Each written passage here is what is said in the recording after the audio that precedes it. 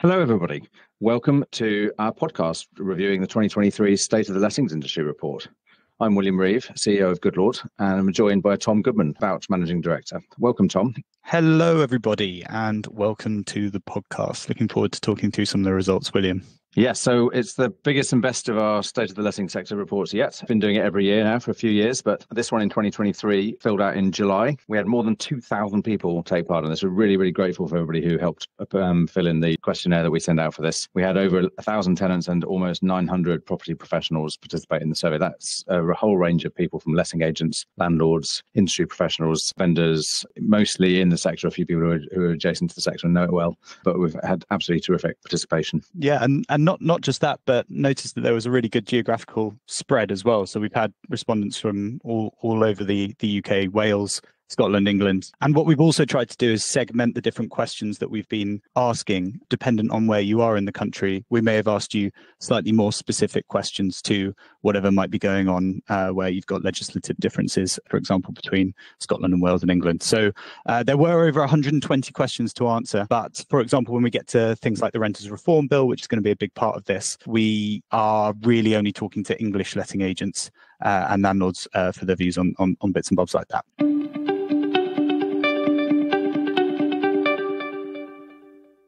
So, Tom, certainly the kind of key issue on people's minds for well over 18 months now, I think, in the sector has been just the big imbalance between demand and supply, hasn't it? And the shortage of rental stock. So shall we start with that?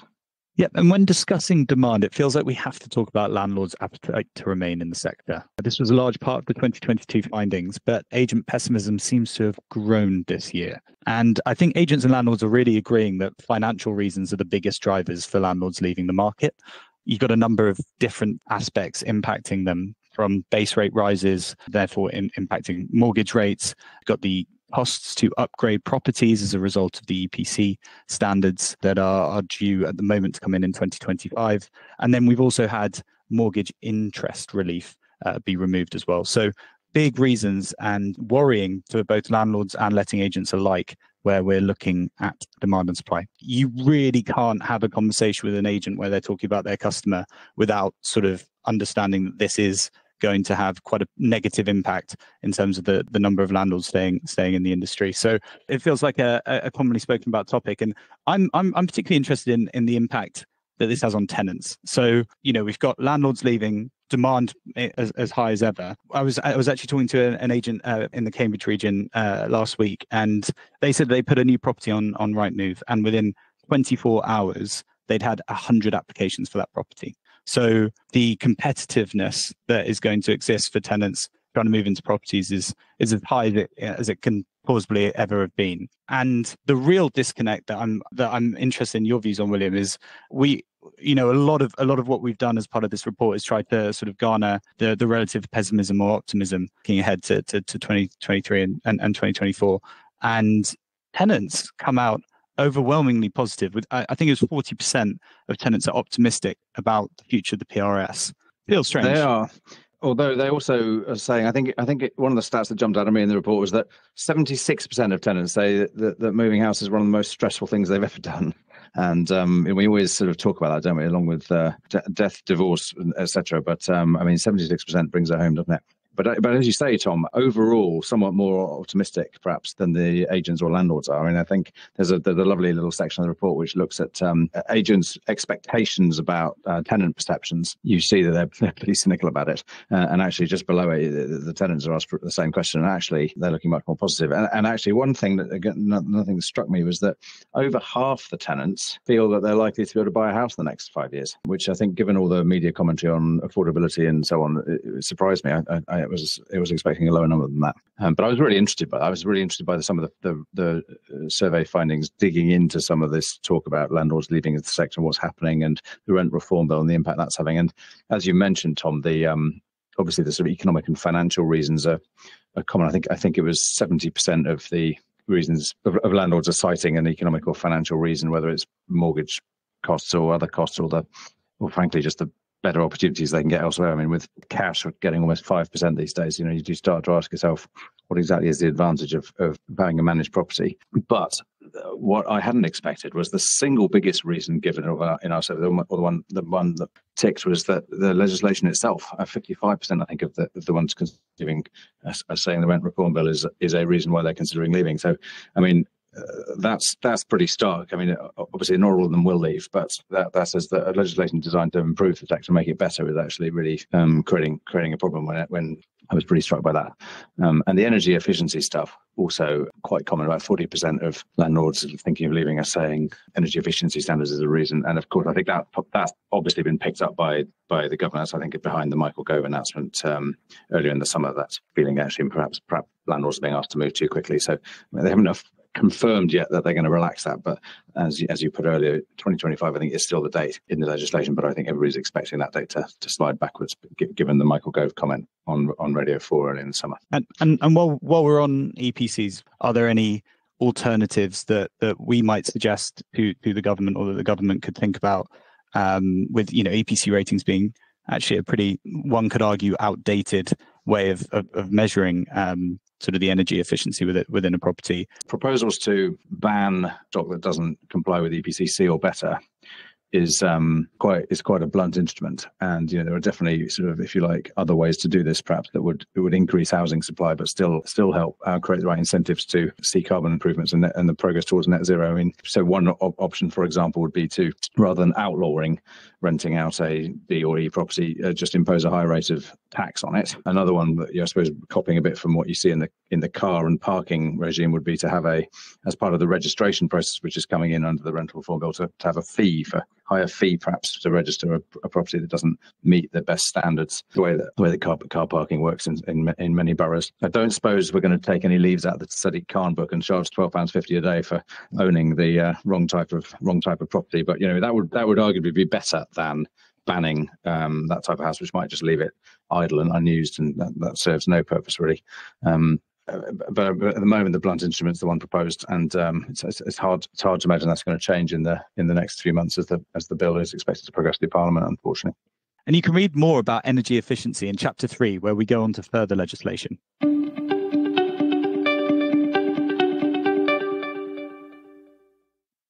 We'll now move on to the Renters Reform Bill. We actually released a few of the results for this bit early as a sneak peek, and it got quite a bit of buzz in the industry press.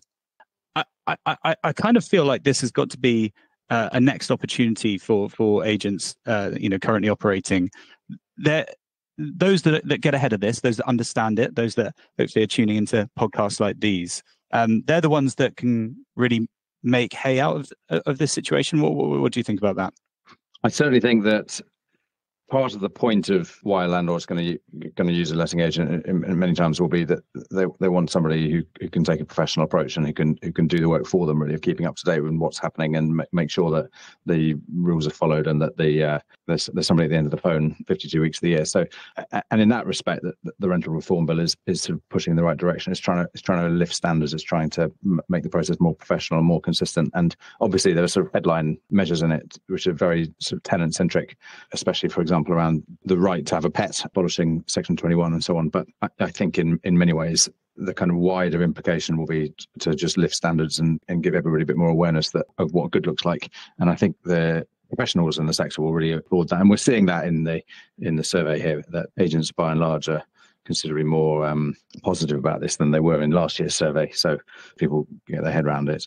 We're not seeing kind of either head in the sand factors, nor are we seeing sort of outright denialism. So I think, in that respect, I think the sort of long lead up to the bill has actually had quite a positive effect, and it's given people time to adjust. And a brief comment around sort of pets and lets data. I thought that was pretty interesting. I had to check on Google, and 62% of households in the UK owned pets in 2022. I think that was up quite significantly, and mainly driven by COVID and lockdown. I think there was a lot of people that sort of took on pets in that time, and it came down to 57% in 2023, the most recent survey done. But that is a large proportion of people that are also going to be looking to live and potentially rent in the UK. And what we saw was 85% of pet owners said that they'd had an even more stressful time where they'd gone to Rightmove, Zoopla on the market, and the first thing they kind of see is no pets. With demand already high and supply low, it is interesting that reform is looking to try and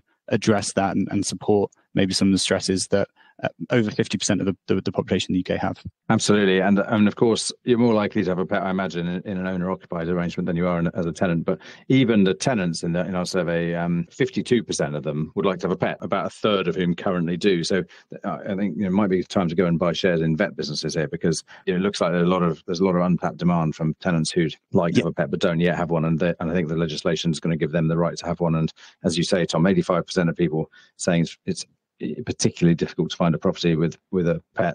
Hopefully that will get easier. And I think there's then the question of how is the landlord's right under the legislation to have insurance for any damage caused by the pet. How's that going to be enacted? And I think that's going to be something which Goodlord's absolutely looking to step up for and help people simplify and streamline that process. Definitely. And I should probably mention that the Goodlord Group, both Vouch and Goodlord, take no responsibility for any agents or other individuals listening that have gone out and bought shares in any vet-related businesses. So, we can't take any. We're not giving financial advice here.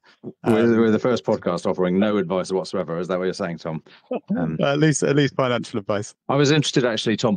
Some of the stuff coming in the rental reform bill is covered quite well, I think, in this survey. So it looks, from what I could see, that the proposals around sort of making registration compulsory, people have got pretty balanced views on those. Actually, it wasn't, which I think might mean that they just haven't got their head around it yet. But it's a pretty even split, actually, between positive and negative impressions of that. And also on the property portal, I mean, yet another kind of central government Whitehall initiative here, which, those things don't always end well. But again, I thought generally pretty positive about it. But it was interesting on this idea of a property ombudsman. I don't know if you noticed that. There's quite a split in opinion, actually, between letting agents and their landlords. The letting agents, who are fairly positive about this, twice as many of them, over 41%, saying they think this will have a positive impact, as are saying it'll have a negative impact. But for landlords, it's pretty much the other way around. 43% of landlords think that's going to be negative, and only 22% of them think it's going to be positive. So definitely landlords looking at that with trepidation, and letting agents looking at it with a bit of a crack-on mindset. Yeah, and potentially, again, reflects the reason that we have estate and letting agents in this country in the first place. I think they are obviously going to pride themselves in understanding all of the legislation and regulation that exists in terms of what is needed to move the tenant in, and as a result, when sort of more measures come into play to sort of ensure that people are adhering to the legislation. You would hope, and I would be worried if this looked different, that agents are prepared and feel confident that this is only something that's going to serve to maybe get rid of people that aren't adhering to the standards that they are setting for the industry. So doesn't surprise me really that there is a difference there. I think the other interesting one is industry suppliers, again, sort of being closer to the agent.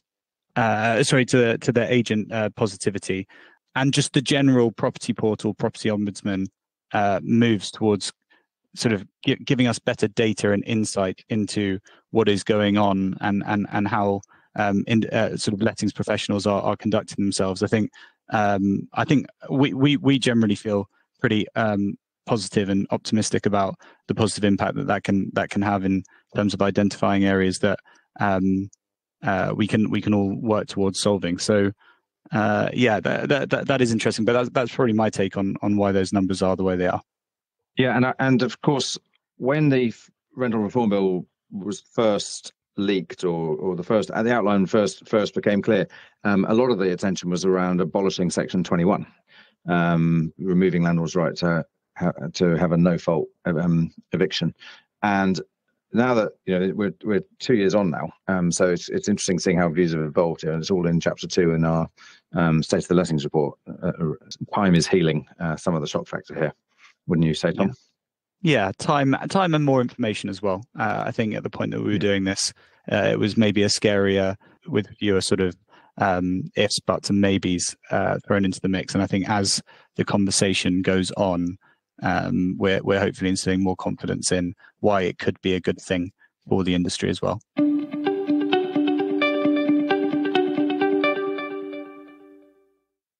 Awesome. I think one of the things that we introduced this year for the first time was kind of more of a insight into the life of a letting agent. And this was the first year we asked for salary bandings, which provided some interesting results. What were your sort of takeaways from the data that we got there? Yeah, so I thought the earnings information was really interesting. Obviously, it does vary a lot by location, well, we're relying on people telling us what their average earnings for the year are here. But the average for the entry level across the industry is actually beginning with a 3 now. It's over £30,000. Though, of course, there are still plenty of people, about 24%, I think it is, who are not quite at that level. They're still in the sub £30,000 level. But still, I think it says as an industry, it's offering interesting, well-paid jobs to people starting off on their careers. And I think that's very exciting to see.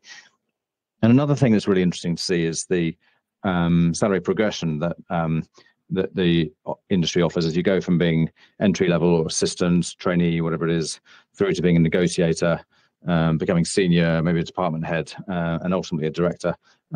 You can see here really clear salary progression. It's all in the report. I really encourage people to have a look at it. You know, we're seeing that the top end is we're getting fairly. You know, when it comes to deciding what you do for a job, money is clearly an important motivator for people, but intrinsic motivators as well. And one of the things that I think is interesting about our sector is the wider perception that being an estate or letting agent has within society. Even this year, the IPOS veracity indicator, which is basically a survey that looks to see, you know, what the most trusted and potentially least trusted careers are in the UK.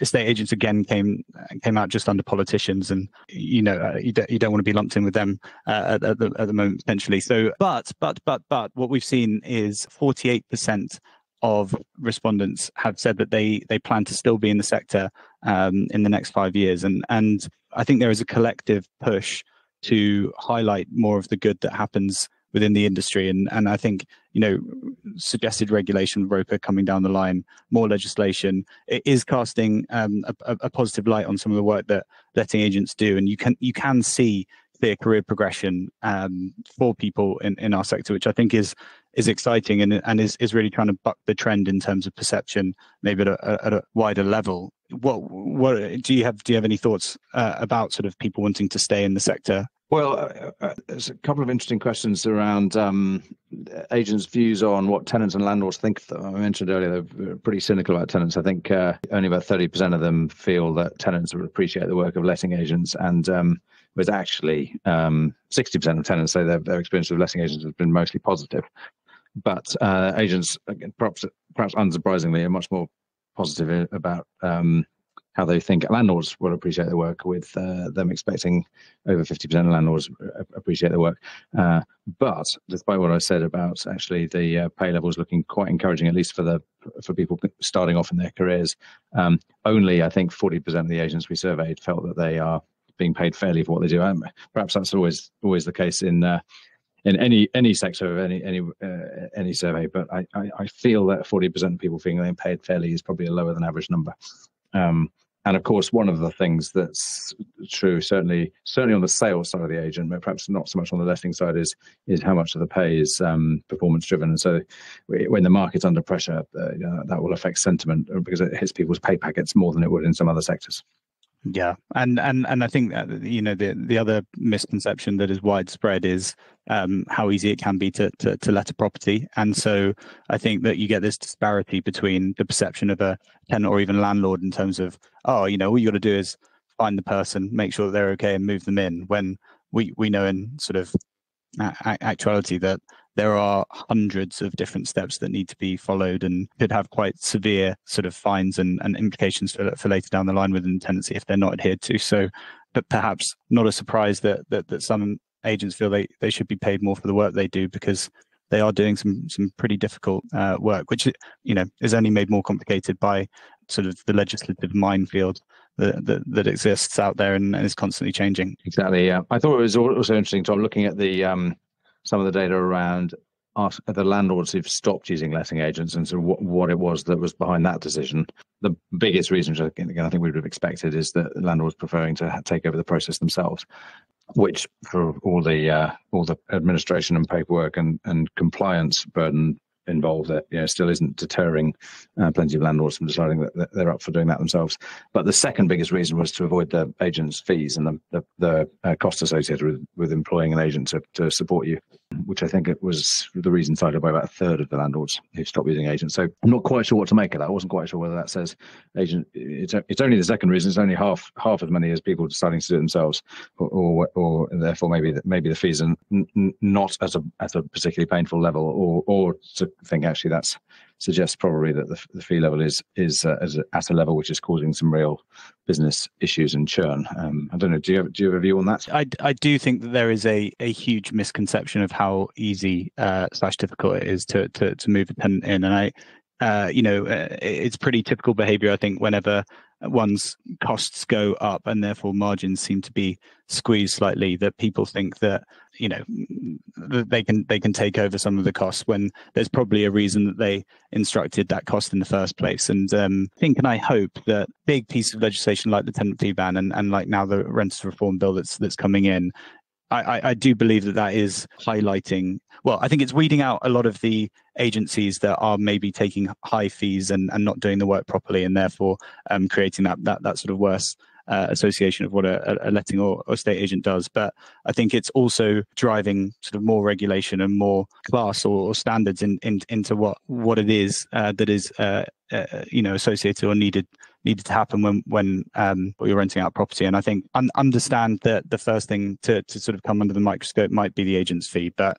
I'd be very surprised if you didn't see landlords then re-instructing agents after they've had a go and realise that actually maybe it is worth the sort of 10-12% of the fee to sort of cover all of that admin burden, but also knowledge that you need to have in terms of what needs to be done prior to moving a tenant in. Yeah, there's some interesting stuff in chapter 4 about sort of what exactly is the advantage of using a letting agent. And I think when the market's been at the other end of the cycle, I think I would have expected to see sourcing tenants as being a bigger number. But right now, of course, where there's such an imbalance between very high levels of tenant demand and just not enough stock, sourcing tenants is only about a quarter of landlords cite that as a reason to using a letting agent, whereas almost 40% of them are saying it's managing the day-to-day running of the property, and a good number of the rest are sort of saying it's sort of doing the referencing on the tenant or keeping compliant. And I think that's interesting. Again, suggests that the let-only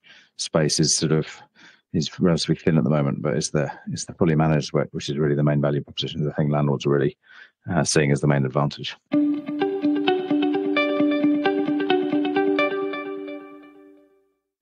If we flip our lens onto the tenant, this is something that we've looked at in the past, and I think the cost of living implications that sort of directly relate to being able to pay rent are. We've got some interesting results here. I think we've got quite a large proportion. 34% of agents are saying that their biggest worry is being able to pay their rent right now. And one of the things that we see on the flip side of that, or through the landlord lens and agent lens, is an increase in guarantor uptake. So between Vouch and Goodlord over the last in the last few months, we've gone away and looked at over 700,000 tenancies, and we can see there's been a real rise in guarantors, where 33% of tenants were asked to provide a guarantor on their most recent tenancy agreement. Anecdotally, one of the things I found interesting, in line with the cost of living, and does that have a knock on to the rent arrears, is we've actually had quite a few. We offer referencing services both at Vouch and at Goodlord, and we've had quite a few agents get in touch to ask whether we can change pretty historic views on how we assess the affordability of a tenant. So we tend to look at 2.5 times the monthly rent, and we've actually had people asking whether we can change that to as much as 4 times. Just reflecting the cost of living issues, do you think of that, or is there something else going on behind that? Well, one could make an argument that with the amount of demand that's there, you can start to maybe really push choose the barriers. Yeah, exactly. But I think it is a reflection of the cost of living. I think people, agents and landlords in particular, are worried about tenants not being able to pay their rent, not just tenants being worried about being able to pay the rent. But I just think it is interesting. I'm not sure how many other industries have had sort of norms in the way that you assess affordability be challenged and changed in recent times. And there is clearly a worry on the part of landlords and through agents in terms of how they're expressing it to us, that tenants might not be able to afford their rent. Yeah, and it's fascinating, this rise of guarantors, as you say, and it applies across the income scale, doesn't it? I mean, it's obviously more common on the lower tenant income side, but I mean, as the survey shows, even tenants earning six-figure incomes are over 10% of them are still being asked for guarantors, which again, I suppose, points to the sort of double-digit increases in rent that we've been seeing over recent months.